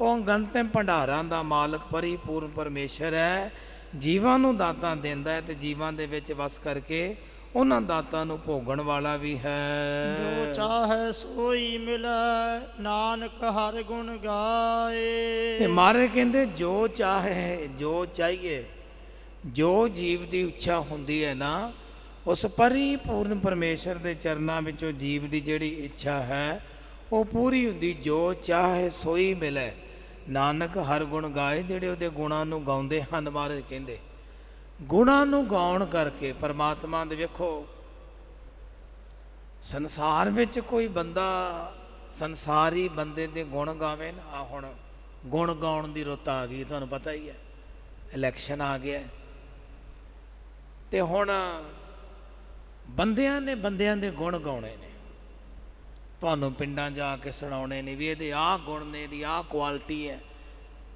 ਤੇ ਉਹਦੇ ਬਦਲੇ ਪਤਾ ਕੀ ਮਿਲਣਾ ਹੈ, ਉਹਨਾਂ ਨੂੰ ਉਹਦੇ ਬਦਲੇ ਅਹੁਦੇਦਾਰੀਆਂ ਮਿਲਣੀਆਂ, ਉਹਦੇ ਬਦਲੇ ਟਿਕਟਾਂ ਮਿਲਣੀਆਂ, ਕਿਉਂਕਿ ਸਾਡੇ ਗੁਣ ਗਾਉਂਦਾ ਹੈ, ਸਾਡੀ ਗੱਲ ਕਰਦਾ ਹੈ। ਵੇਖੋ ਇੱਕ ਬੰਦਾ ਇੱਕ ਬੰਦੇ ਦੇ ਗੁਣ ਗਾ ਕੇ ਇੰਨਾ ਕੁਝ ਲੈ ਜਾਂਦਾ ਹੈ, ਤੇ ਜੇ ਆਪਾਂ ਨਿਰੰਕਾਰ ਦੇ ਗੁਣ ਗਾਵਾਂਗੇ, ਪਰਮਾਤਮਾ ਦੇ ਗੁਣ ਗਾਵਾਂਗੇ, ਤੇ ਪਰਮਾਤਮਾ ਨਹੀਂ ਸਾਨੂੰ ਕੁਝ ਦੇਵੇਗਾ। ਜੇ ਆਪਾਂ ਪਰਮੇਸ਼ਰ ਦੇ ਗੁਣਾਂ ਨੂੰ ਗਾਵਾਂਗੇ, ਉਸ ਨਿਰੰਕਾਰ ਅਕਾਲ ਪੁਰਖ ਦੇ ਗੁਣਾਂ ਨੂੰ ਗਾਵਾਂਗੇ, ਤੇ ਉਹ ਵੀ ਸਾਡੀ ਝੋਲੀ ਜਿਹੜੀ ਹੈ ਭਰ ਦੇਵੇਗਾ। ਜਿੱਥੇ ਆਪਾਂ ਸੰਸਾਰੀ ਬੰਦਿਆਂ ਦੇ ਗੁਣ ਗਾ ਕੇ ਬੰਦਾ ਆਪਣੇ ਕੰਮ ਕੱਢਦਾ ਹੈ, ਆਪਣੀਆਂ ਲੋੜਾਂ ਪੂਰੀਆਂ ਕਰਦਾ ਹੈ, ਬੰਦਾ ਕਿਸੇ ਦੀ ਵਡਿਆਈ ਕਰਕੇ, ਕਿਸੇ ਦੀ ਉਪਮਾ ਕਰਕੇ, ਕਿਸੇ ਦੀ ਪ੍ਰਸ਼ੰਸਾ ਕਰਕੇ ਆਪਾਂ ਸੰਸਾਰ ਦੀਆਂ ਲੋੜਾਂ ਪੂਰੀਆਂ ਕਰਦੇ ਹਾਂ। ਤੇ ਮਹਾਰਾਜ ਕਹਿੰਦੇ ਜੇ ਤੂੰ ਉਹਦੇ ਗੁਣਾਂ ਨੂੰ ਗਾਵੇਂਗਾ, ਕਿੰਨੇ ਗੁਣ ਨੇ, ਸਤ, ਸੰਤੋਖ, ਦਇਆ, ਧਰਮ, ਧੀਰਜ, ਪਰਮਾਤਮਾ ਦੇ ਗੁਣ ਨੇ। ਜਦੋਂ ਤੂੰ ਉਹਦੇ ਗੁਣਾਂ ਨੂੰ ਗਾਵੇਂਗਾ ਤੇ ਉਹਦੇ ਗੁਣ ਤੇਰੇ ਵਿੱਚ ਆ ਕੇ ਵਸ ਜਾਣਗੇ, ਉਹਦੇ ਗੁਣ ਤੇਰੇ ਵਿੱਚ ਵਸ ਜਾਣਗੇ। ਮਹਾਰਾਜ ਕਹਿੰਦੇ ਜੋ ਚਾਹੇ ਸੋਈ ਮਿਲੇ, ਜੋ ਤੂੰ ਚਾਹੇਗਾ ਸੋਈ ਤੈਨੂੰ ਮਿਲੇਗਾ। ਨਾਨਕ ਹਰਿ ਗੁਣ ਗਾਏ। ਤੇ ਮਹਾਰਾਜ ਕਹਿੰਦੇ ਹਰੀ ਪਰਿਪੂਰਨ ਪਰਮਾਤਮਾ ਦੇ ਗੁਣਾਂ ਨੂੰ ਗਾਉਣ ਕਰਕੇ ਸਾਰਾ ਕੁਝ ਤੈਨੂੰ ਪ੍ਰਾਪਤ ਹੋਵੇਗਾ। ਗੋਬਿੰਦ ਜਸ ਗਾਈਐ ਹਰ ਨੀਤ। ਮਹਾਰਾਜ ਕਹਿੰਦੇ ਗੋਬਿੰਦ, ਗੋ ਕਹੀਏ ਸ੍ਰਿਸ਼ਟੀ ਨੂੰ, ਬਿੰਦ ਕਹੀਏ ਪਾਲਣਾ ਕਰਨ ਵਾਲਾ, ਸਾਰੇ ਸੰਸਾਰ ਦੀ ਰੱਖਿਆ ਕਰਕੇ ਪਾਲਣਾ ਕਰਨ ਵਾਲਾ, ਉਹਦੇ ਜਸ ਨੂੰ ਗਾਉਣਾ ਕਰੀਏ, ਜਸ ਗਾਈਏ, ਗਾਈਏ ਗਾਉਣਾ ਕਰੀਏ, ਉਹਦੀ ਵਡਿਆਈ ਕਰੀਏ। ਮਹਾਰਾਜ ਕਹਿੰਦੇ ਪਰਮਾਤਮਾ ਦੀ ਵੱਡੇ ਕੀਆਂ ਵਡਿਆਈਆਂ ਕੁਛ ਕਹਿਣ ਨਾ ਜਾਵੇ, ਭਾਵੇਂ ਉਹਦੀਆਂ ਵਡਿਆਈਆਂ ਨੂੰ ਆਪਾਂ ਕਹਿ ਨਹੀਂ ਸਕਦੇ, ਬੜੀਆਂ ਬੇਅੰਤ ਨੇ, ਬੇਅੰਤਾਂ ਬੇਅੰਤ ਗੁਣ ਤੇਰੇ, ਕੇਤਕ ਗਾਵਾਂ ਰਾਮ। ਕਿੰਨੇ ਕੁ ਤੇਰੇ ਗੁਣ ਨੇ, ਜੇਵਾ ਏਕ ਕਵਨ ਗੁਣ ਕਹੀਏ, ਬੇਸ਼ੁਮਾਰ ਬੇਅੰਤ ਸੁਆਮੀ ਤੇਰਾ ਅੰਤ ਨਾ ਕਿਨੀ ਲਈਏ। ਅਗਮ ਅਗੋਚਰਾ ਤੇਰਾ ਅੰਤ ਨਾ ਪਾਇਆ, ਅੰਤ ਨਾ ਪਾਇਆ ਕਿਨੇ, ਤੇਰਾ ਆਪਣਾ ਆਪ ਤੂੰ ਜਾਣ ਹੈ। ਜੀ ਜਨ ਸਭ ਖੇਲ ਤੇਰਾ ਕਿਆ ਕੋ ਆਖ ਵਖਾਣਾ ਹੈ। ਆਖੇ ਤਾਂ ਵੇਖੇ ਸਭ ਤੂੰ ਹੈ ਜਿਨ ਜਗਤ ਪਾਇਆ, ਕਹੈ ਨਾਨਕ ਤੂੰ ਸਦਾ ਅਗੰਮ ਹੈ, ਤੇਰਾ ਅੰਤ ਨਾ ਪਾਇਆ। ਤੇਰਾ ਅੰਤ ਨਹੀਂ ਪਾਇਆ ਜਾ ਸਕਦਾ। ਅਗਮ ਅਗੋਚਰਾ, ਮਹਿਮਾ ਕਰਕੇ ਵੀ ਕੇਤਕ ਮਹਿਮਾ, ਕਿੰਨੇ ਕੁ ਤੇਰੇ ਗੁਣ ਗਾਵਾਂ, ਕਿੰਨੀ ਕੁ ਤੇਰੀ ਮਹਿਮਾ ਕਰਾਂ, ਕਿੰਨੀ ਕੁ ਤੇਰੀ ਵਡਿਆਈ ਕਰਾਂ। ਮਾਰ ਕਹਿੰਦੇ ਤੂੰ ਵਡਿਆਈ ਤੋਂ ਵੀ ਪਰੇ ਹੈ। ਭਗਤ ਕਬੀਰ ਜੀ ਦਾ ਬਚਨ ਆਉਂਦਾ ਹੈ ਨਾ, ਉਹ ਕਹਿੰਦੇ ਨਾ ਸਗਲ ਜਿੰਨੀ ਬਨਸਪਤੀ ਹੈ, ਸਾਰੀ ਬਨਸਪਤੀ ਦੀਆਂ ਕਹਿੰਦੇ ਕਲਮਾਂ ਬਣਾ ਲਓ, ਸਾਰੀ ਧਰਤੀ ਦਾ ਕਾਗਜ਼ ਬਣਾ ਲਓ, ਸਾਰੇ ਪਾਣੀ ਦੀ ਸਿਆਹੀ ਬਣਾ ਲਓ, ਤੇ ਫਿਰ ਵੀ ਪਰਮਾਤਮਾ ਦੇ ਗੁਣਾਂ ਨੂੰ ਲਿਖਿਆ ਨਹੀਂ ਜਾ ਸਕਦਾ। ਕਿੰਨੇ ਬੇਅੰਤ ਗੁਣ ਨੇ, ਕਿੰਨਾ ਬੇਅੰਤ ਪਰਿਪੂਰਨ ਪਰਮੇਸ਼ਰ ਹੈ। ਕਲਗੀਧਰ ਗੁਰੂ ਗੋਬਿੰਦ ਸਿੰਘ ਮਹਾਰਾਜ ਨੇ ਜਾਪ ਸਾਹਿਬ ਦੀ ਜਿਹੜੀ ਬਾਣੀ ਬਖਸ਼ਿਸ਼ ਕੀਤੀ ਸਾਡੇ ਤੇ, ਉਹ ਬਾਣੀ ਦੇ ਵਿੱਚ ਹਜ਼ੂਰ ਨੇ ਕਿੰਨੇ ਨਾਮ ਪਰਮਾਤਮਾ ਦੇ ਲੈ ਕੇ ਪਰਮਾਤਮਾ ਦੇ ਨਾਮਾਂ ਦੀ ਗੱਲ ਕੀਤੀ ਹੈ।